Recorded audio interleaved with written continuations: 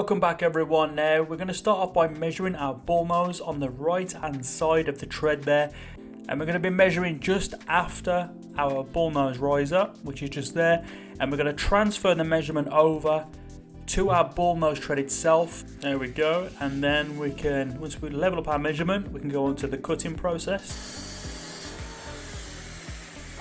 So now we've cut the length of our tread, we're now going to measure the width of the tread so it's all cohesive and aligns with the measurements underneath.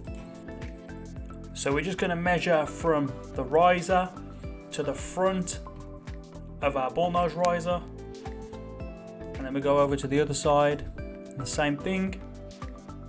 Now it's important to remember when we are measuring the width, we go from the riser there to the front of our bullnose riser.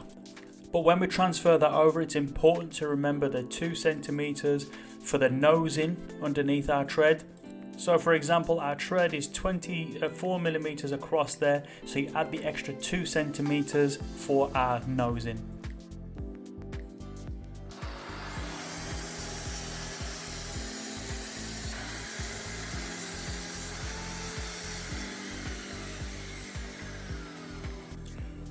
Now we're just going to go ahead and make a small measurement to measure up where our Newel post will be, and we're just going to cut that little piece at the end out there.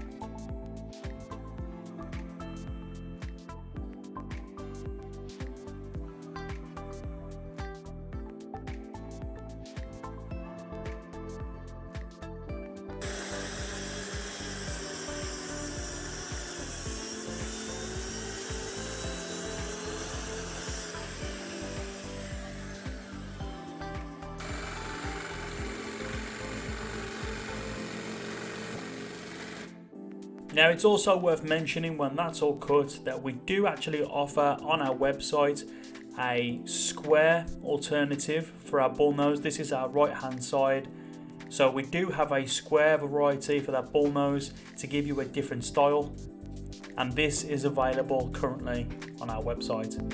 Thanks for joining us in this part guys, and we'll see you with the next one. What a nice finish that is. Job well done. If you like this video, then don't forget to like and subscribe, and you can join us next time where we'll be discussing more steps cladding. My name's Kieran, and I'll get you with the next one.